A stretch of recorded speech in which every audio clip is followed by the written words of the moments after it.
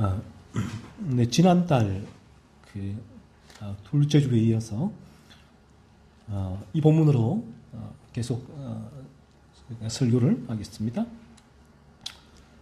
우리는 오늘 본문에서 이스라엘 백성들이 아론에게 금송아지를 만들어 달라고 했고, 아론이 그들에게서 금붙이를 받아서 금송아지를 만들어 주죠. 이 이스라엘 백성이 금송아지를 만들면서 범한 죄가 세 가지 정도로 볼 수 있는데, 이 죄는 이스라엘 백성만이 특수한 상황에서 범한 죄가 아니라 원죄에 물든 모든 인간이 범하게 되는 죄라라는 사실을 좀 살펴보려고 합니다. 이러한 인간이 원죄에 물들어 있기 때문에 이스라엘 백성도 동일하게 그러한 원죄에 물들어 있는 존재였기에 그들은 이러한 죄를 범할 수밖에 없었고, 그리고 거듭나기 전에 인간은 모두 동일하다라는 부분이에요. 이러한 죄의 열매를 맺을 수밖에 없는 존재가 거듭나기 전에 우리 인간이다라는 것입니다. 그래서 이러한 죄에서 벗어날 수 있는 유일한 길이 있다면 거듭남이죠. 거듭날 때에야 비로소 이러한 죄에서 인간은 벗어날 수가 있게 됩니다. 오늘 본문 7절에 보면 하나님께서 모세에게 이스라엘 백성이 부패하였다라고 말씀을 하셨습니다. 여기서 부패는 이스라엘 백성이 원래는 죄가 없는 거룩한 상태였는데 이 부패했다라는 뜻이 아니에요. 거룩한 상태였는데 부패한 존재가 되었다라는 그런 의미가 아니라, 이 부패는 전적 부패, 우리가 칼빈의 5대 교리의 첫 번째 total depravity, 전적 부패에서 말하는 그 부패의 의미가 아닙니다. 오늘 7절에서의 부패는 원어로는 이런 의미가 있어요. 부패하다, 거르치다, 파괴하다 등등의 뜻이 있는데, 이러한 의미들 중에 이 번역본 중에 쉬운 성경의 번역본이 저는 잘된 번역이라고 봐요. 또 쉬운 성경에서는 이 본문을, 이 구절을 이렇게 번역합니다. 이스라엘 백성이 끔찍한 죄를 짓고 있다라고 번역을 해요. 그러니까 이스라엘 백성이 부패했다라는 부패를 끔찍한 죄로 번역을 하는데, 저는 오히려 이 끔찍한 죄가라는 이 단어가, 이 번역이 이 부패에 대한 오해를 좀 줄일 수 있는 번역이다라고 봅니다. 오늘 본문에서 이스라엘 백성이 범한, 우리는 이 세 가지 죄를 살펴보면서 이 죄를 가지고 나 자신의 죄를 살펴볼 수 있어야 합니다. 왜냐하면 인간은 죄악된 본성을 가지고 태어나기에 이러한 죄를 지을 수밖에 없는 존재이고, 또한 우리도 마찬가지이기 때문에 그래요. 그래서 오늘 이스라엘 백성이 범한 죄가 이스라엘 백성만이 특수한 상황에서 범한 죄가 아니라 우리 모든 인간이 범하게 되는 죄다라는 사실이죠. 그렇다면 그들이 범한 죄를 가지고 나의 죄를 살펴볼 수 있게 되는 것입니다. 따라서 이러한 죄를 계속해서 우리가 나에게서 이러한 이스라엘 백성이 범한 죄가 하나의 죄의 기준이 된단 말이에요. 구약에서 말씀하시는, 하나님께서 우리에게 말씀하시고자 하는 죄의 기준이 무엇인가? 이 죄의 기준을 제시를 해주는 부분이란 거죠. 그래서 이 죄의 기준을 가지고 나 자신을 계속 살피고 그 죄를 찾아낼 때에 우리 모두가 거듭남으로 갈 수 있는 첫걸음을 비로소 뗄 수 있게 되는 것입니다. 자, 그러면 오늘은 저희가 첫 번째 한 가지 죄만을 좀 다루고자 하는데, 다른 두 가지 죄는 다음 시간에 좀 다루려고 합니다. 첫 번째 죄가 뭐냐 했을 때, 오늘 1절 말씀을 통해서 확인할 수가 있는데, 이스라엘 백성은 아론에게 우리를 위하여 우리를 인도할 신을 만들라라고 요구를 했습니다. 이 부분이 첫 번째 죄예요. 이스라엘 백성이 아론에게 요구한 우리를 위하여 우리를 인도할 신을 만들라라는 것이죠. 이들이 범한 첫 번째 죄는 이기심의 죄입니다. 이기심. 죄의 지배 가운데 있는 인간, 자연인이라고 하죠. 내추럴 맨. 성경은 이 내추럴 맨, 자연인이 거듭나지 않은 죄의 지배 가운데 있는 상태, 죄악된 본성 가운데 있는 상태에 있는 존재를 자연인이라고 말하고요. 그리고 여기에서 그리스도의 십자가로 말미암아 구원받은 사람을 거듭난 사람이라고 얘기를 합니다. 그래서 이 자연인과 거듭난 사람의 결정적인 차이는 이거예요. 현재 내 삶이 누구를 위한 삶인가라는 질문에서 판가름이 납니다. 현재 내 삶이 누구를 위한 삶인가라는 질문이에요. 자연인, 죄의 지배를 받고 있는 사람은 자신의 삶은 전적으로 자신을 위한 삶이라고 생각을 해요. 그래서 자신을 위하여 살아가게 됩니다. 자연스러운 인간의 본성이에요. 본능이죠. 죄악된 본성에서 나오는 인간의 본능은 철저하게 자신만을 위한 삶, 자기 중심적인 삶이 되는 것이죠. 그래서 사실은 세상의 모든 세상의 중심이 자기 자신이 되는 것이죠. 그래서 부모도 형제도 친구도 심지어 하나님도 자신을 위하여 존재한다고 여기게 됩니다. 그래서 이들에게는 교회에 출석한다면 교회도 신앙도 하나님도 자기 중심적인 삶에 있어서 자신을 위한 삶의 보조적인 도구가 될 뿐이에요. 모든 부분이 자기 중심으로 다 돌아가는 것이죠. 그래서 부모도 형제도 친구도 교회도 신앙도 하나님도 자기 중심이라는 이 축에 의해서 움직이게 되는 것입니다. 따라서 이들에게는 자기 중심적인 이 자기 중심이라는 이 축이 무너지게 되면, 좀 상하게 되어지면, 여기에 어떤 스크래치가 나거나 타격을 입게 되어지면 이제 이들에게는 교회도 이제 사실은 존재의 이유가 없어지는 거죠. 그리고 교회에 나가더라도 신앙도 없어지게 되고 하나님도 원망하게 되는 것이죠. 나에게 문제가 생기니까. 그래서 필립 얀시의 책에 하나님 당신에게 실망했습니다라는 책이 있거든요. 그 책을 앞에 부분에 예화가 있는데, 실제적인 예화죠. 한 청년이 독실한 신앙인이에요. 독실한 신앙인인데 신학을 공부하고 목회자 후보생이죠. 목회자 후보생으로 신학을 공부하는 학생이었는데 얼마나 열심히 있었겠습니까? 신앙이 대단해졌겠죠. 그러니까 신학을 했겠지요. 근데 그 친구에게 어느 날 아버지 사업이 이제 망한 거죠. 망하게 됐고, 그리고 교제하던 여자친구가 떠나가게 되고, 삶에 문제가 하나 둘 생기는 거예요. 그래서 이 친구가 끝내는 이렇게 외치고, 이런 문제들이 겹겹이 쌓이면서 하나님 당신께 실망했습니다 라고 외치며 떠나가 버린 거예요. 신앙을 버리게 되는 것이죠. 그래서 이 친구의 그러한 삶에 문제가 생기기 전에 그런 상황을 보십시오. 누가 봐도 독실한 신앙인이잖아요. 신학까지 목회자 후보생이었으니까 누가 봐도. 그런데 삶에 문제가 생기고 난 이후에 그의 모습은 불신앙이네. 불신앙. 여러분 이해가 됩니까? 그 독실한 신앙인 목회자 후보생이 신앙을 버리고 떠나가 버렸어요. 불신자가 되어버렸단 말이에요. 여러분 이 두 가지가 이해가 됩니까? 저는 우리가 객관적인 우리의 이성으로 생각해 보면 이해가 안 돼요. 이 부분이.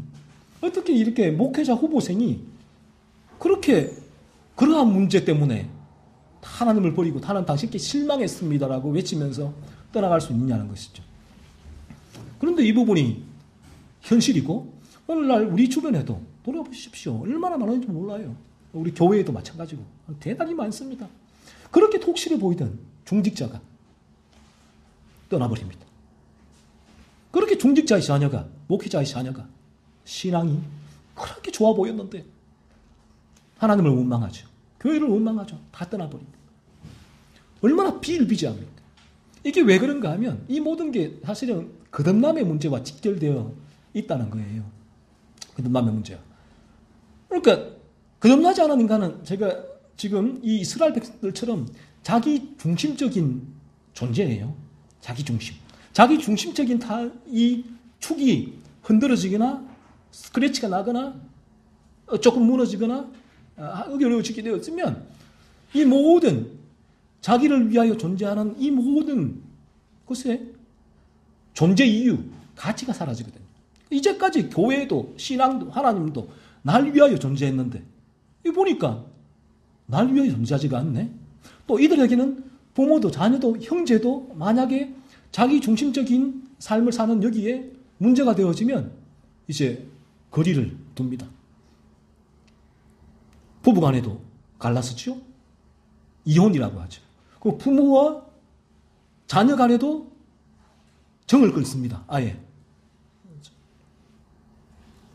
연을 끊고 형제 자매 간에도 마찬가지고 그렇습니다. 그래서 이런 부분들이 왜 이렇게 우리 가운데 비일비재하게 일어나게 되는가 하면 바로 이러한 거듭나지 않았을 때에 인간은 모두 다가 자기 중심적인 삶, 이기적인 삶을 살 수밖에 없기 때문에 이러한 이기적인 삶에 문제가 되어질 때는 이러한 내가 이제껏 정상적인 관계를 유지했던 것들에 대해서 가치를 얻지 못하고 그에 대한 필요성이 사라지기 때문에 이러한 상황이 생기게 된다는 것이죠. 그래서 이 부분은 어쩔 수가 없어요. 그 사람을 비난할 이유도 없습니다. 그래서 우리가 이런 말을 하죠. 정말 이기적이다. 특히 부부간에 그런 얘기를 많이 하죠. 당신 왜 이리 이기적이야? 당신 왜 이리 이기적이야? 가까운 사이끼리 이런 얘기를 많이 하잖아요. 부모와 자녀 간에도 너희들 왜 이리 이기적이냐? 형제 간에도 마찬가지죠. 가까운 사이끼리 그런 부분이 훨씬 더 많이 있죠. 여러분도 그렇죠. 왜냐하면 내게 자기 중심적인 삶을 유지해주는 그러한 존재가 우리 가까운 사이에서 가장 나에게 자기 중심적인 삶을 살 수 있도록 이기적인 삶을 살 수 있는 도구 방편이 가장 가까운 존재에서 그렇거든요. 그렇잖아요. 예를 들어서 이제 형은 동생에게 물 한 잔 가지고 와. 얼마나 편합니까? 남편 아내에게 누워서 손 하나 깐다 하지 않고 물 한 잔 좀 줘. 이거 다 차려놔. 뭐 이런 식으로. 그러니까 이 부분을 싫어 하게 되어진 그때부터 이제 문제가 생기는 거예요. 가장 쉬운 예가 그래요. 그래서 우리는 우리 주변에 이러한 이기심이죠. 보게 될 때에 저 사람의 문제야가 아니에요. 성경이 오늘 본문에서도 말하고자 하는 바가 뭐냐 하면 성경은 이스라엘 백성만이 가진 이기심의 문제가 아니라 우리 하나님께서 바라보게 될 때에 모든 죄로 물든 인간에게서 드러나는 죄의 기준의 하나가 이기심이다. 그 말을 하고 있는 거예요. 그래서 오늘 이스라엘 백성들이 범하는 이 이기심의 죄를 통해서 뭘 봐야 되느냐 하면 이스라엘 백성들 나쁜 사람들이네. 이 사람들이 정말 이기적인 존재네. 나는 안 그런데가 아니에요. 그 바리새인과 서기관이 그런 스탠스에 있었잖아요. 나는 안 그런데 쟤들은 왜 저렇게 죄를 지을까가 아니라 오늘 성경이 하고자 말하는 이스라엘 백성들이 이기적이네 가 아니라 나도 똑같네. 이 죄를 통하여 나를 바라보라. 그 말을 하고 있는 것이거든요. 그래서 우리가 성경의 프리점을 가지고 대보면 모든 인간은 똑같아요. 모든 인간은 이기적인 존재란 거죠. 그래서 이기적인 그런 이기심이 보일 때에 저 이기적인 존재 왜 저렇게 악랄하게 이기적일까가 아니라 그럴 수밖에 없다는 거죠. 단지 그런 이기심이 인간은 이기심을 통해서 죄를 저지르게 되죠. 나 이기심을 통해서 할 때는 어떤 이기심이 채워지지 않는 폭행을 상해를 하게 되면 죄란 말이에요. 그 일반 은총에 의해서 그 부분은 어느 정도 커버링이 되는 부분인데 일반적으로 모든 인간은 이러한 이기심을 가진 이기적인 존재일 수밖에 없다라는 사실을 우리는 성경을 통해서 바라보게 되는 거예요. 그러면 이 성경을 통해서 이렇게 되죠. 내가 이기적인 존재네 라고 바라보게 돼요. 그래서 거듭나게 되면 인간은 겸손하게 돼요.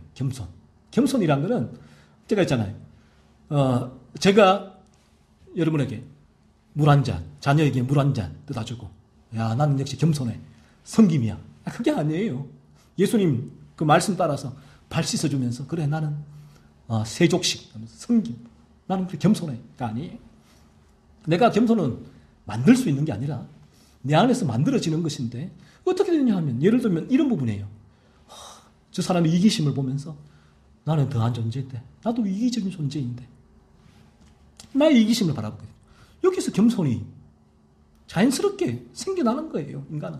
그러니까 이러한 내가 이기적인 존재라는 사실을 알게 될 때 인간이 어떻게 교만할 수 있습니까? 인간의 교만은 나는 저 사람하고 달라라고 생각하는 그 지점부터 교만이 들어오거든요. 나는 쟤보다 머리가 좋아.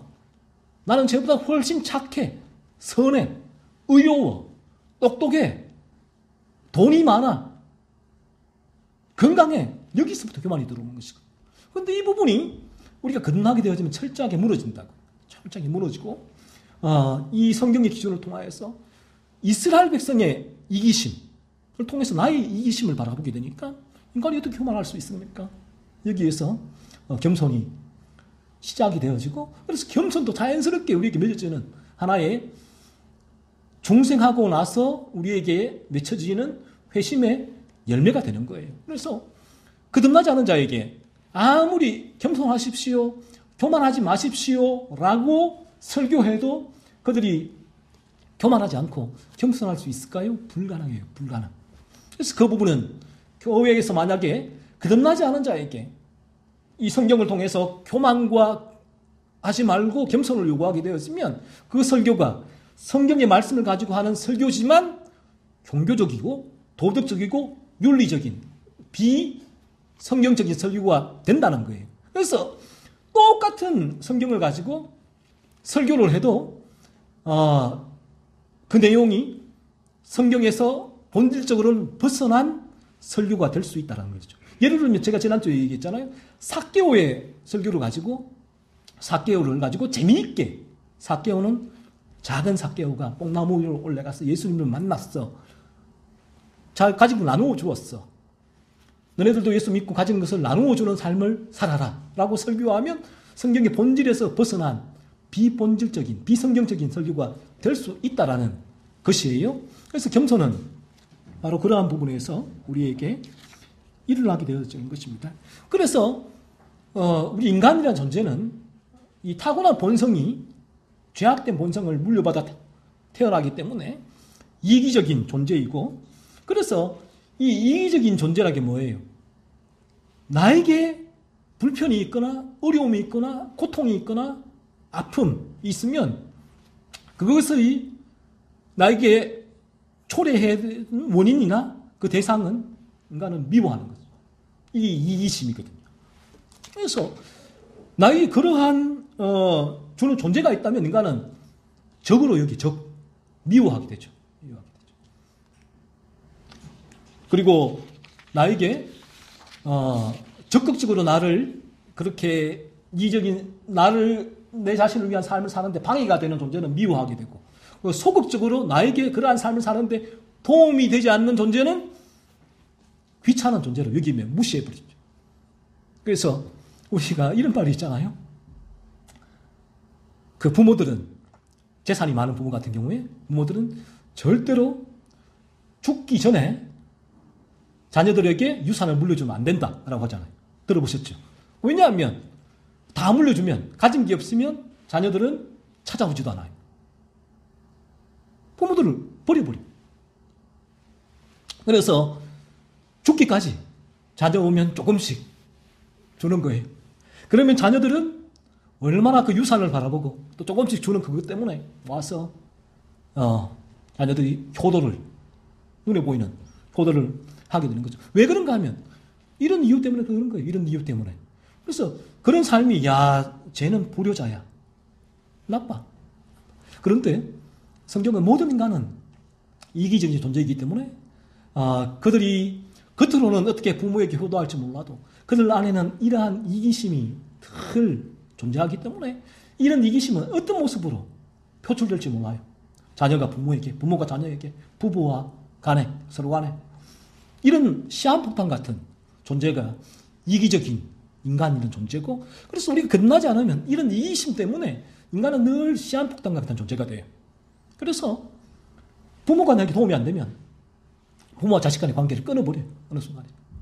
부모가 자꾸만 나에게 뭔가를 요구하고 뭔가를 도움도 안 되고 계속해서 주저장스러운 존재가 된다면, 그토록 어릴 때에 부모님이 해외에 나가서 어떻게 해서든 한데 우리 자녀들을 먹여 살리기 위해서 피땀을 흘리고 잠을 자지 않는 거, 그렇게 먹여 살렸는데 이제 일을 크게 되면, 장성하게 되면 그런 생각은 다 날아가죠. 단지 그때 나에게 거추장스러운 존재가 되었기 때문에 부모님은 나에게 필요 없는 존재, 무시하는 존재가 되는 거죠. 얼마나 이 부분이 만연합니까? 오늘날 우리 사회에. 왜 그런가 하면 그 부분이 어떤 환경의 문제가 아니에요. 교육의 문제가 아니에요. 이 사회는 제가 지난주번에도 얘기했지만 이러한 인간 존재에 대한 처방을 잘못 내리기 때문에 그러한 치료제를 얘기를 할 수밖에 없죠. 교육의 문제다, 환경의 문제다, 심리적인 문제다 라고 얘기를 해요. 아니에요. 성경은 이 모든 것이 인간의 죄의 문제라고 말해요. 인간이 원죄로 마음이 물들어 있기 때문에 그 죄에서 인간은 철저한 그 탐욕으로 인한 이기적인 존재가 되기 때문에 그 이기심이 자기만을 바라보게 하는 거죠. 그래서 이것이 죄에 물들어 있는 그 인간의 본성적인 모습이다라는 것입니다. 그래서 우리는 이런 말을 많이 하잖아요. 세상의 사람들이 인간이 어떻게 저럴 수가 있지? 말을 아마 하루에 수백 번을 더 들었을 거예요. 어떻게 인간이 저럴 수가 있지? 인간이 어떻게 친구를 저렇게 괴롭히고 폭행할 수가 있지? 어떻게 남편이 아내를, 어떻게 아내가 남편을 저런 식으로 대할 수가 있지? 어떻게 저런 인간이 저런 범죄를 저지를 수가 있지? 수도 없이 이런 말을 하는 이유가 바로 여기 있는 것입니다. 인간이 그런 존재이기 때문에 그런 거예요. 성경이 하는 말이에요, 인간이. 그래서 인간에게는 법이 필요해요, 일반 은총이. 오늘날 하나님께서 인간에게 이러한 일반 은총을 주지 않으셨다면 법이나 양심이죠, 같은 교육이죠, 교육, 도덕, 종교, 이 부분이 다 일반 은총인데, 그나마 이러한 일반 은총이 인간들이 저지르는 추악하고 흉포한 죄를 어느 정도 커버링을 하고 있기 때문에 우리가 그나마 이 세상에서 이 정도로 살 수 있는 거예요. 만약 이런 일반 은총이 제거되어진다면 이 세상은 헬, 라이트예요. 그래서 일반 은총이 제거되어진 곳이 어딘가 하면 전쟁터예요. 전쟁터. 전쟁터가 일반 은총이 우산이 사라진 장소가 되는데, 지금 러시아와 우크라이나의 전쟁터를 보십시오. 어떤 일이 일어나고 있는가? 전쟁 전에는 러시아 군인들 아마 일반 은총 가운데 선량한 시민들이었을 거예요. 선량한 시민. 그런데 전쟁이 터져서 일반 은총이 무산이 사라지니까 러시아 군인들이 어떤 지형을 저려야 됩니까? 민간인들에 대한 살인, 약탈, 강간, 폭행, 엄청난 죄들이 지고 있잖아요. 지금 우크라이나에 어떻게 안매장 파보면 시신이 700구가 나오고 민간인이에요. 900구가 나오고. 왜 이렇습니까? 바로 이 부분이 일반 은총의 무산이 사라졌을 때 일어나는 그런 상태라는 거예요. 그래서 하나님께서 그나마 이 사회에 일반 은총을 주셨기 때문에 우리가 이 정도로 이 치안이라고, 치안. 우리나라 치안이 좋다고 하는데 이 치안, 일반 은총이 있기 때문에 우리가 밤에도 길을 걸어갈 수가 있어요. 하지만 오늘날 밤에도 범죄가 얼마나 많이 일어납니까? 이러한 일반 은총을 뚫고서 일어나는 범죄가 많아요. 그래서 택시 타기도 두렵잖아요. 여러분, 저희가 기자들 같은 경우에는 바로 이러한 이유가 있다는 것이죠. 오늘 본문에 이스라엘 백성도 마찬가지인데 우리를 위하여 우리를 인도할 신을 만들라라고 아론에게 요구했는데 이게 무슨 말이에요? 보세요. 가만히 보십시오. 이스라엘 백성이 우리를 위하여 우리를 인도할 신을 만들라라고 했을 때는 모든 삶의 생활의 중심이 자기란 거죠. 자기. 이게 무슨 말인가 하면 지금까지 하나님께서 이스라엘 백성을 애굽에서 여기까지 광야 생활이지만 건져내시잖아요. 애굽에서 이스라엘 백성들이 얼마나 울부짖었습니까? 고통 가운데. 그 폭정, 바로의 폭정 가운데 나를 건져주소서, 건져주소서. 하나님께서 그 소리를 듣고 이를 건져주셨다라고 말씀하고 계시잖아요. 그런데 광야로 나왔다는 거예요. 애굽에서 건져서 하나님께서 이들에게 광야로 돌리신 목적이 전쟁을 보면 이들이 후회할까 봐 나온 것을. 그래서 빙 둘러서 광야길로 돌리셨다고 말씀하고 있잖아요.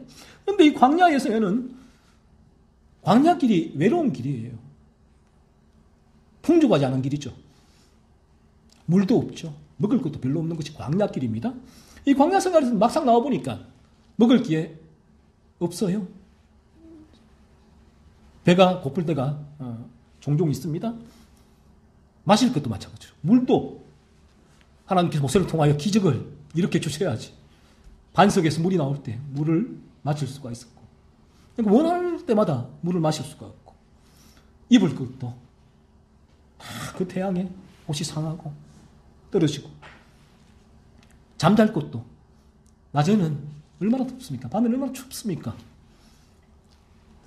이게 능능하지 않단 말이에요. 그러니까 이들은 하나님의 인도에 대한 저항이죠. 거부죠. 이러한 불편함들이 하나님 왜 우리를 이렇게 인도하셨습니까? 필립 얀시에 나오는 그 청년 목회자 후보생 똑같은 거죠. 하나님 당신께 실망했습니다. 그 청년이나 이스라엘 백성이나 똑같잖아요. 우리를 위하여 우리를 인도할 신, 하나님은 나를 위한 신 존재였단 말이에요. 그런 존재. 그런데 나의 삶에 문제가 생기니까 이 하나님이 내가 바라든 섬기든 그 하나님이 아니네. 하나님 당신께 실망했습니다. 이스라엘 백성도 똑같다는 거죠. 하나님이 나 자신들을 애굽에서 건져주셨으면 넉넉한 삶, 풍부한 삶, 안락한 삶을 주실 것이다. 그들은 그렇게 생각했을 거예요. 그런데 광야에 나와보니까 딴판이거든요. 하나님 당신 실망했습니다. 그래서 우리를 위하여 우리를 인도할 신을 만들라라는 말씀 어떤 의미입니까? 자신들을 부유하고 편안하게 살 수 있도록 자신들을 인도할 새로운 신을 만들어 달라고 요구한 거예요. 우리의 안락한 삶, 부유한 삶, 풍부한 삶을 위하여 이 삶을 가져다 줄 신을 만들어 달라 요구한 것입니다.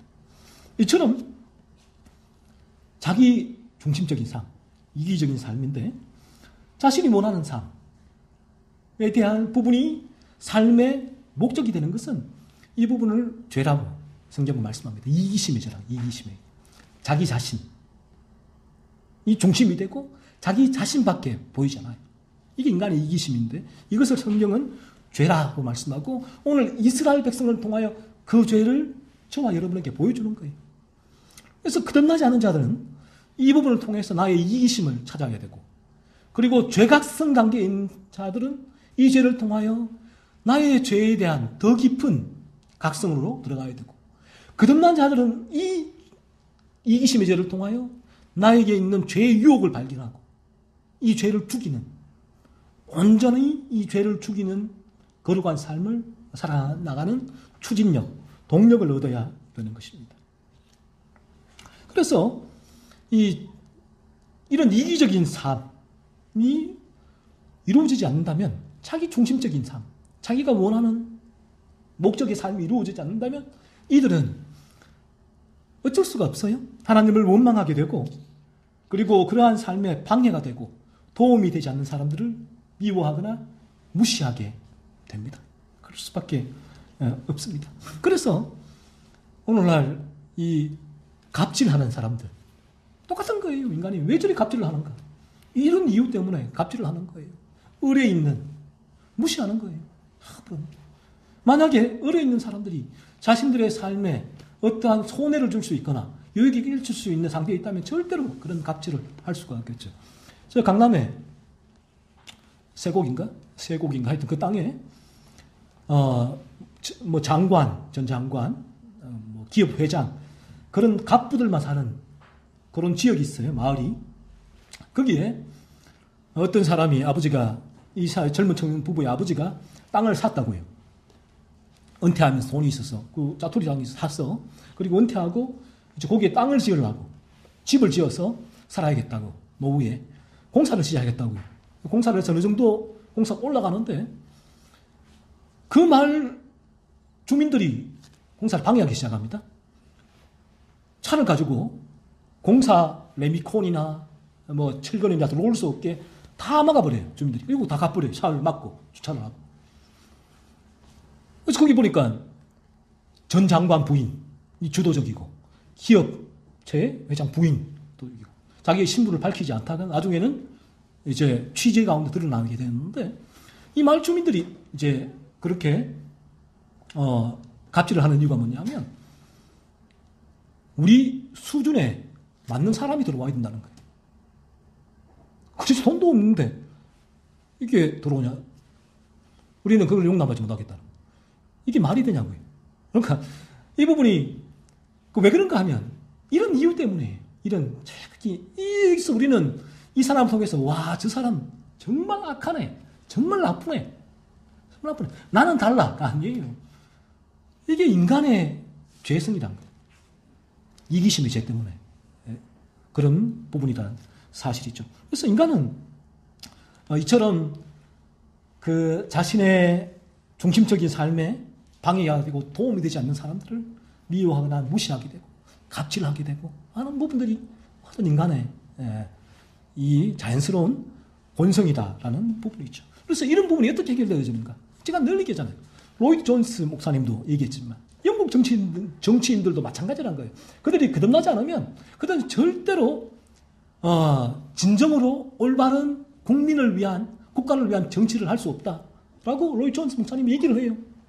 동일한 부분이에요. 그들이 그렇게 정치를 하는 이유가 뭐냐? 일반 은총 때문에 하는 거예요. 여론 때문에, 표 때문에. 그렇게 국민과 국가를 위해서 그나마 일반 은총이 그런 공익을 추구하게 만드는 것이죠.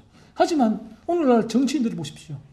얼마나 뒤로 많은 자신의 배를 채웁니까? 앞으로는 국민과 국가를 위해서 그렇게 큰 소리 치면서 뒤로는 자신들의 배를 채우잖아요. 그럴 수밖에 없다는 거죠. 거듭나지 않은 사람의 삶은 당연하다는 부분이고, 그래서 오늘날 그러한 부분은 할 수 없도록 일반 은총이 더 세밀하게 법이 장치가 들어와야 될 필요가 있고, 오늘날 우리 대한민국도 그러한 차원에서 여러 많은 사회의 많은 방면에서 그러한 법들이 더 디테일하게 계속해서 추가되는 긍정적인 부분으로 바라보게 됩니다. 그래서 우리가 거듭나지 않는다면 저나 여러분이나 우리는 끊임없이 이 이스라엘 백성들처럼 우리를 위하여 우리를 인도할 신을 만들라라고 외치게 돼요. 끊임없이 외치게 돼요. 그래서 우리의 모든 기도 제목이 어떤 기도 제목이겠습니까? 이스라엘 백성들이 우리를 위하여 우리를 인도할 신을 만들라라고 기도 제목이 뭡니까? 그러면 이들이 하나님 잘 먹고 잘 살게 해 주옵소서. 로또 맞게 해 주옵소서. 우리 자녀들 좋은 대학 가게 해 주옵소서. 우리를 위하여 우리를 인도할 신. 하나님은 이러한 존재가 될 수밖에 없는 것이죠.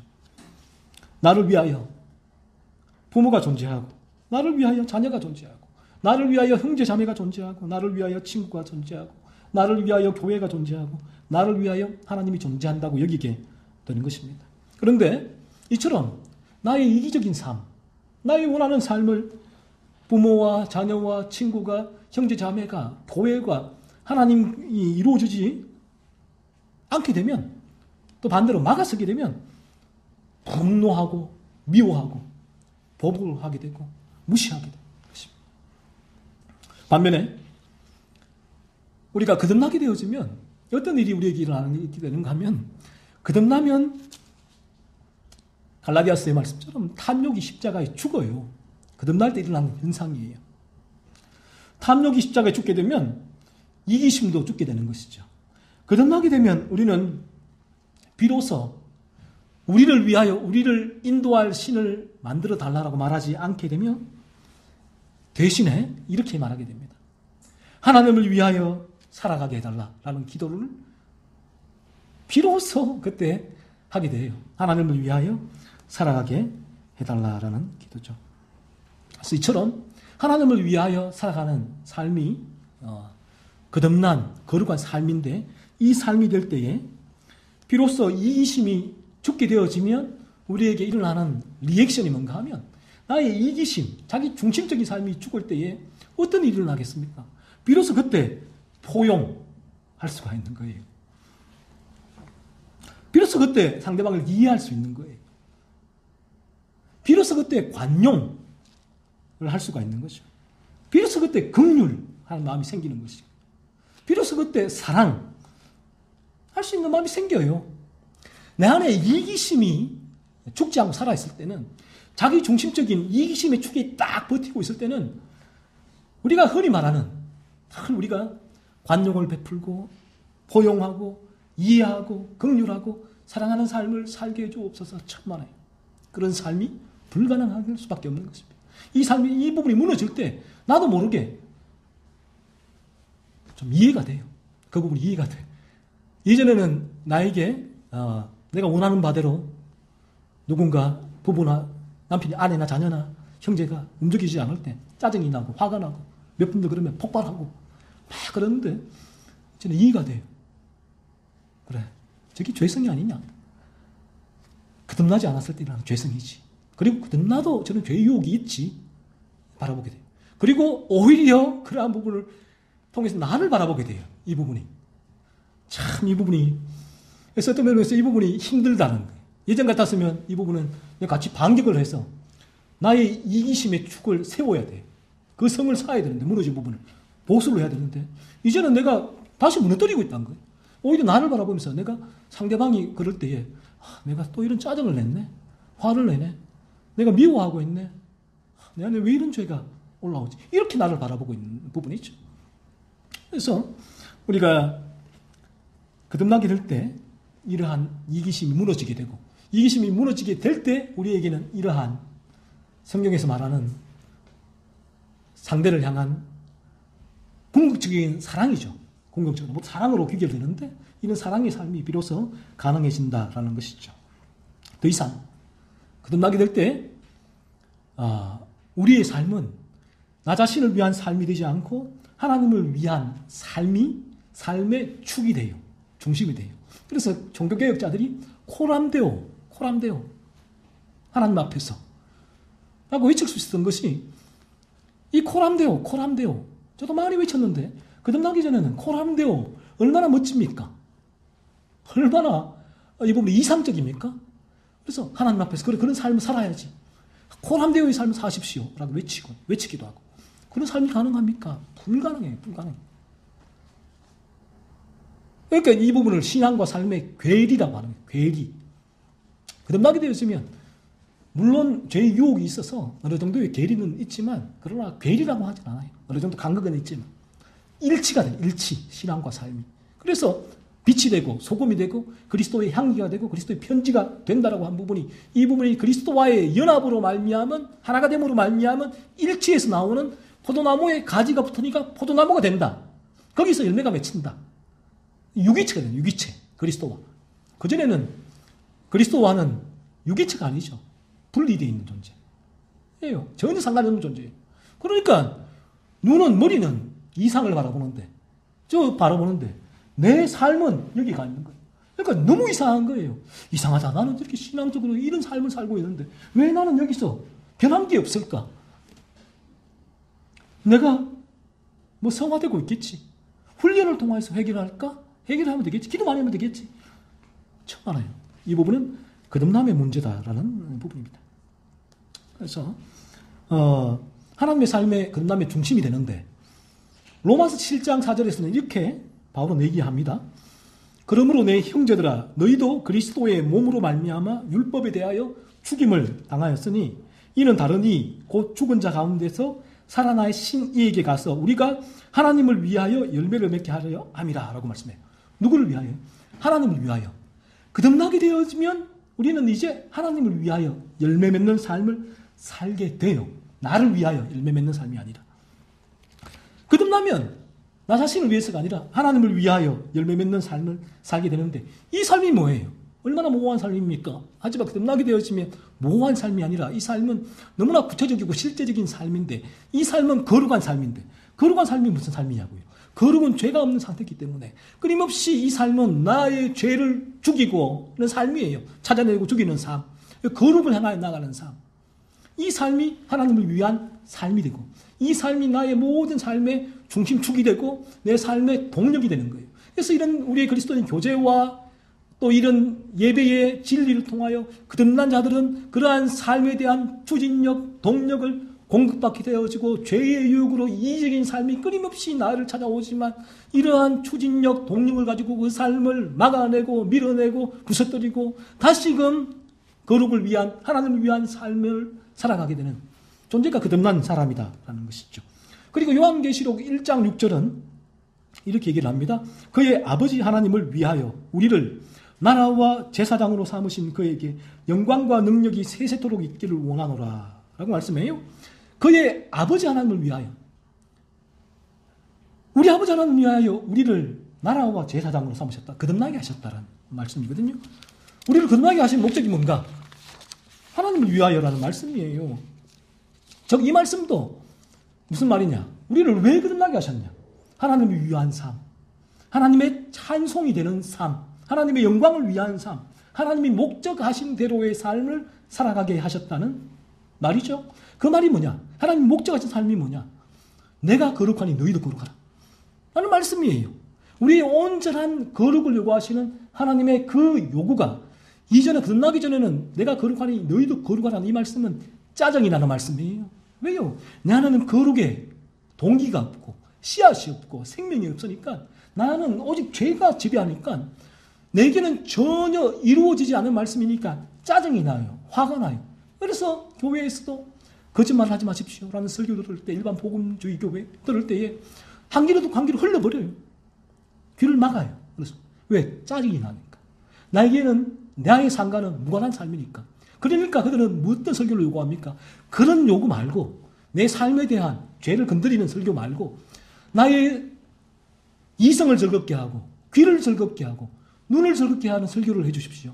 그러니까 어떡합니까? PPT에 파워포인트에 동영상을 띄우는 거죠. 눈을 즐겁게. 그리스도의 순환, 십자가를 설교할 때에 그리스도 받는 순환, 그 The Passion of Christ 동영상을 보여주고 PPT로 그림을 띄워주고 재밌는 유머를 하고 세상적인 시, 수필, 에세이 얘기를 하고 조크를 하고 가벼운 얘기를 하고 조엘 오스틴 긍정의 힘, 긍정적인 설교를 하고 이렇게 갈 수밖에 없죠. 하지만 우리가 거듭나게 되었으면 우리는 이 진리는 내가 거룩하니 너희도 거룩하라는 이 하나님의 요구이고 이 요구가 이제 송이꿀보다 더 단 거예요. 참 이상하죠. 거듭나게 되어지면 내가 거룩하니 너희도 거룩하라 라는 거룩의 요구가 너무 달콤해져요. 나의 이 땅의 삶 가운데 온전하게 거룩이 이루어지지 않지만 하지만 이러한 하나님의 요구 수준의 기준에 내가 따라가려고 애를 쓰고 몸부림치는 거예요. 죄를 죽이는. 그래서 죄의 유혹에 넘어지는 이 삶이 애통하지만 하지만 거룩을 요구하는 하나님의 그 요구에 따라 거룩한 삶을 사는 이 삶과 이 요구가 아이러니하게 나에게는 송이꿀보다 더 단 말씀이 되는 것이죠. 이게 거듭남에 있을 때 우리에게 일어나는 아이러니한 삶이에요. 그래서 거룩하라고 했을 때에 나에게는 그 거룩의 요구가 이런 죄에 대한 설교가 오히려 내 마음을 부유하게 해요. 즐겁게 해요. 내 안에 있는 죄를 찾아볼 수 있게 하는 설교. 거듭나지 않으면 죄에 대한 설교가 짜증이 나거든요. 미칠 정도로 괴롭거든요. 싫거든요. 그냥 좋은 말, 부담 없는 말 요구하게 되는데 거듭나게 되어지면 이 죄에 대한 설교가 나의 죄를 찾아내는 설교가 야 이렇게 달콤한 말씀인가 놀랍다. 그래서 저는 청교도들의 글을 읽을 때마다 저도 생명을 공급받는데 나의 죄를 바라보게 될 때마다, 그리스도의 십자가를 바라보게 될 때마다 내 안에 느끼는 그 희열, 달콤함, 즐거움, 이게 생명이 흘러올 때 일어나는 현상이에요. 생명이. 그냥 이성으로 인포메이션, 정보가 흘러오면 그런 얘기를 한 두세 번 들으면 짜증이 나요. 우리가 소설을 두 번, 세 번 읽지 않잖아요. 똑같은 거예요. 하지만 이 성경은 지금 영원히 성경은 지금 우리에게 똑같은 설교가 계속 설교를 가지고 본문에 전해지잖아요. 그런데 우리에게는 그 진리가 내 마음을 감동을 주고 두드리고 내 삶을 변화시키는 힘이거든요. 왜? 진리는 생명이라 생명. 끝나게 되어지면 이 진리는 그리스도의 생명으로 우리에게 공급이 되어져요. 그래서 우리가 거듭나게 되어지면 포도나무이신 그리스도에게 가지가 접붙임이 되어 있다라고요. 우리 가지거든요. 그러면 가지는 전체로 보면 포도나무잖아요. 포도나무. 포도나무라고 해요. 그래 유기체라고 하는데, 그럼 이 가지는 어떻게 열매를 맺느냐? 포도나무이신 주님에게서 생명이에요. 생명이 끌어올려져서 뿌리에서 그 생명이 끌어올려져서 가지에게 공급이 될 때에 가지는 풍성한 열매를 맺게 되죠. 이 생명이 적게 끌어올려지면 가지는 열매가 적어요. 그래서 교제와 이 주일 예배 진리가 필요하다는 게 그런 의미예요. 그러기 이 교제를 하지 않고 진리를 직면하지 않아도 가지는 가지 포도나무예요. 하지만 그만큼 열매가 부실해진다는 거죠. 하지만 이 부분이 넘쳐나게 되었으면 열매도 풍성하게 맺혀진다는 거예요. 그래서 이러한 죄에 대한 설교, 그리스도의 설교, 하나님의 거룩의 설교, 천국의 언제나 거룩이 이루어지는 천국에 대한 설교, 이러한 모든 설교가 우리에게는 오히려 생명으로서 다윗의 고백처럼 송이 꿀보다 더단 말씀이 되는 아이러니가 있다라는 것입니다. 그래서 인간이 거듭나게 되어지면 가정에서 예를 들면 어떤 삶을 살겠습니까? 더 이상 거듭난 사람은 이기적인 삶을 주도적으로 살지 않게 돼요. 이기적인 삶에 대한 유혹이 있어서 넘어지기도 하지만 그의 주도적인 삶은 이기적인 삶을 밀어내는 삶이 되는 것이죠. 자, 그래서 이 하나님의 기준, 성경의 기준으로 나와 또 남편, 아내, 자녀와 형제, 자매와 부모님을 바라보며 자신의 이기심을 죽이는 삶을 살게 돼요.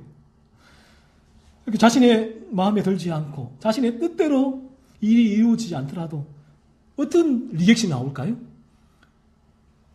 내가 도덕과 종교와 윤리를 누르는 게 아니에요. 누르면 불교에서 이 스님들이 그 돌을 닦다가 기도하다가 사리가 미친다는 것은 종교적으로 이 부분이 누르는데 내 안의 본성은 그러하고 싶지 않은데 외적인 틀에 가두니까 안에서 견딜 수 없어서 사리가 스트레스로 생기는 게 사리거든요. 그러한 부분이 아니라 우리 안에서는 자연스럽죠. 나게 되지만 자연스럽게 내 안에 생명이 그러한 삶을 살게 해요. 얼마나 가정이 평안하고 화목하겠습니까? 화목. 그래서 우리가 지금 마무리하겠습니다. 그래서 오늘 본문을 통해서 우리가 얼마나 모든 인간은 이기적인 존재다라는 사실을 바라보게 되어지고 우리도 마찬가지다는 것이죠. 이 이스라엘 백성의 이기심을 통하여 다음 한 주간 여러분의 이기심을 계속 살피고 찾아내십시오.